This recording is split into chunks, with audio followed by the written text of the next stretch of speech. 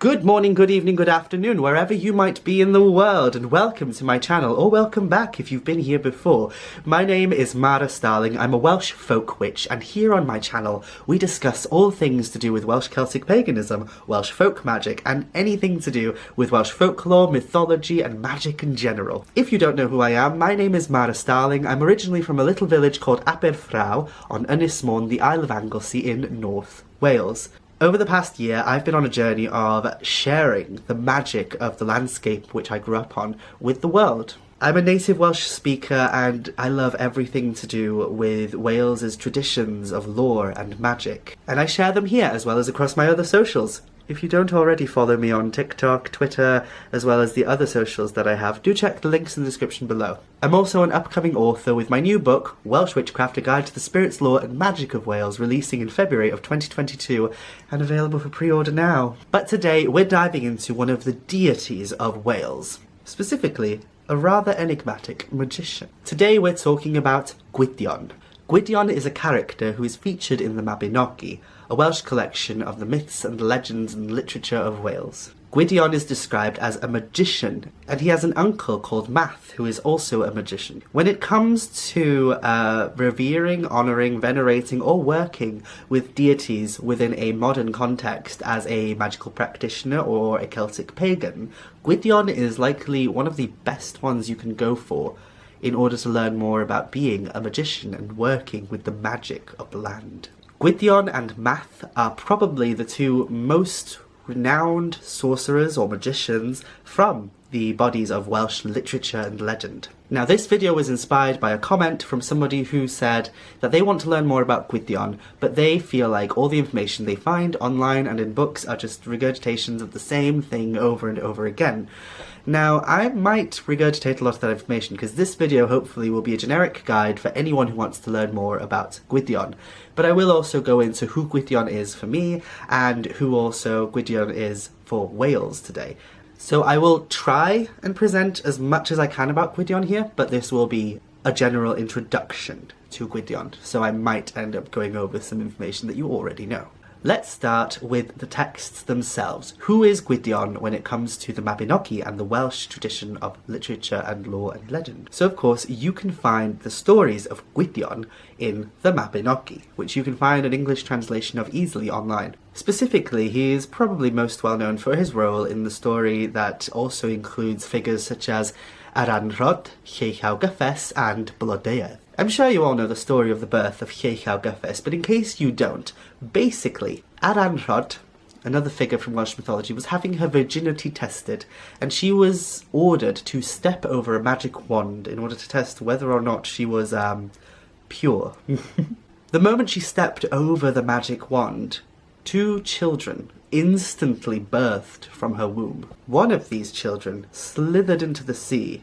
Some sources even talk about that child as if it's a sea creature rather than a baby. The other child crawled away and ended up in the lap of Gwydion. Aranrhod, furious at being humiliated, could not stand the idea of motherhood, and so she scorned motherhood entirely. This is a really interesting fact about Aranrhod and Gwydion.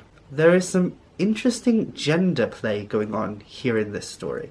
Aranrhod abandoned the idea of motherhood and left her 2 children that she birthed to fend for themselves, whereas Gwydion picked up one of the babies and took it in to raise as his own. Both of these things, at the times these myths would have been recorded, would have been rather scandalous. The idea of a man raising a child on his own, the idea of a woman refusing motherhood.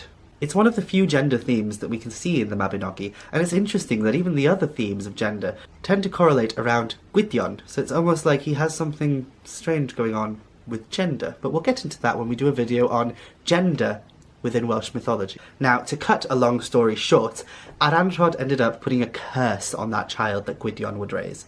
She cursed him to never have a name, to never bear arms, aka never own weapons, and to never find a wife of this mortal world.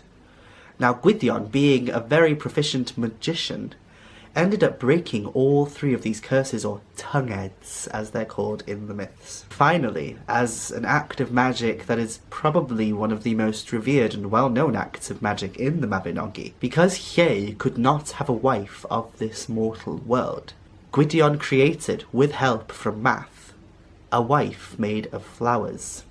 By oak, broom, and meadowsweet they conjured a woman who would become Lle's wife. Of course, if you know the rest of the story, things get a little out of hand.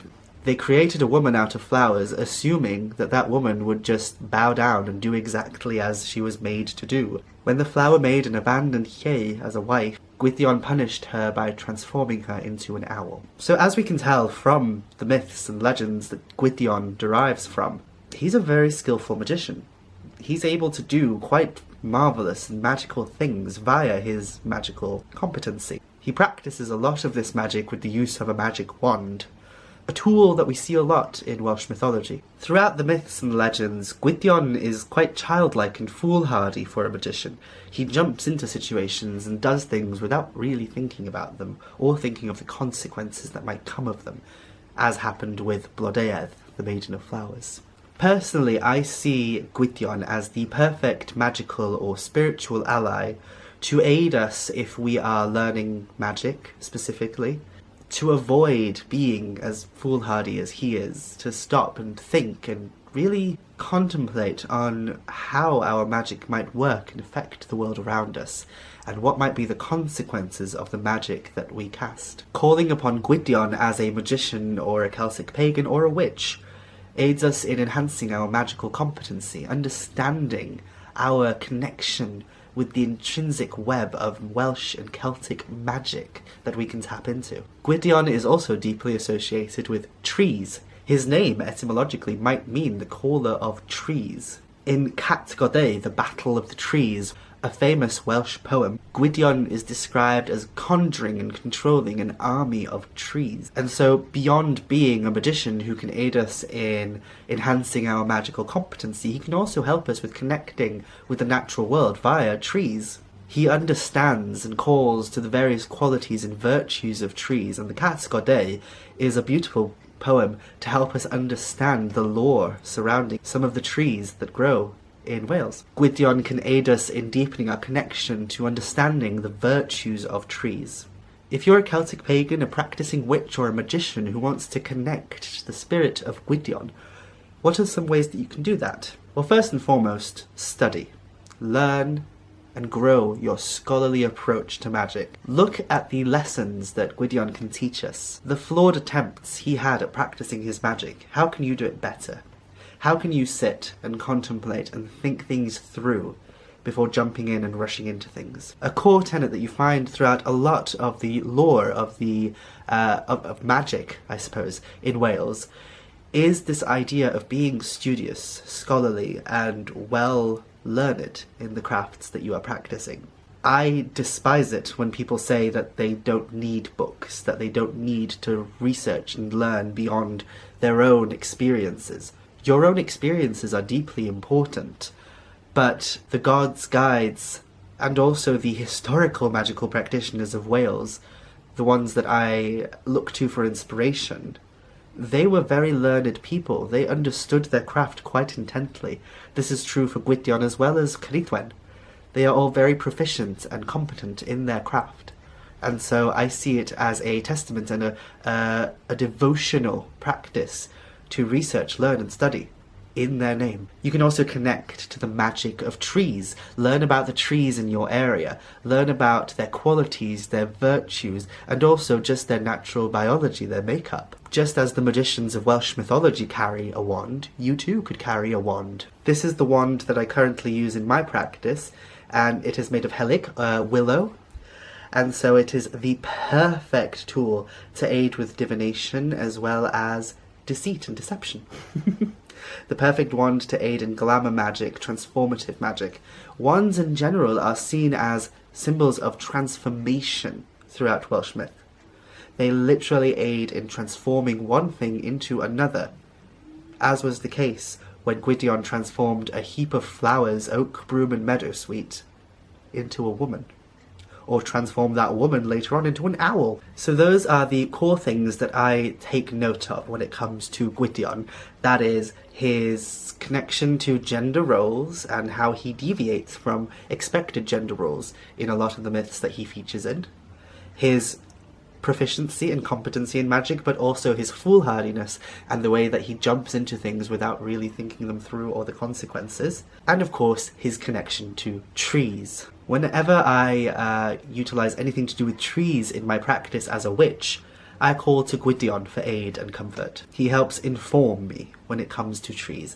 I look to him when I'm studying about trees as well as tree magic. When I'm making my own wands, I will call to Gwydion to guide me and ensure that I'm doing the right thing. I hope this video was of use to you and you learnt something about Gwydion, and I hope I didn't just regurgitate the same information that you've read everywhere else. If you do want to learn more about Gwydion, you can pre-order my book, Welsh Witchcraft, A Guide to the Spirits, Lore and Magic of Wales. There's a whole section on Gwydion in that book, as well as an exercise that aids you in connecting with him. You can also read The Book of Celtic Magic by Christopher Hughes. He speaks about Gwydion quite a lot in that book as well. And of course, stick to the original texts. The Mabinogi, the Book of Taliesin. Read them, study them. Read different translations if you can. Look up what the best translations are according to scholars. See if you agree. Do you like those translations? I do believe, and hold it quite true to my heart, that one of the best ways you can connect to the entities and deities that you find within the lore and magic of Wales is to read their stories. And not just read them, but understand them. Read them backwards, forwards, upside down. Get a real grip of them. Look for those hidden little details. So this was a general introduction to Gwydion as a magician. I'll be doing a lot of these general introductions to various deities of Wales. Next week we will be talking about Rhiannon, the goddess of sovereignty and horses. Thank you so much for watching. I hope you enjoyed, and I will see you very soon. Don't forget to check the links in my description. I've got a TikTok, an Instagram, a Twitter, a Facebook, all sorts of random social media places that you can find me. I'm currently working on a website as well as some other interesting projects. And I hope now that this means that I am back to posting regular content. I also have a Patreon. If you wish to support me in that way, that would be very beneficial. My patrons get access to exclusive content, and I'm going to be working on a lot of exclusive content for my patrons over the next few weeks. Thank you so much for watching, and I will see you all very soon. Don't forget to subscribe and click that like button. Bye!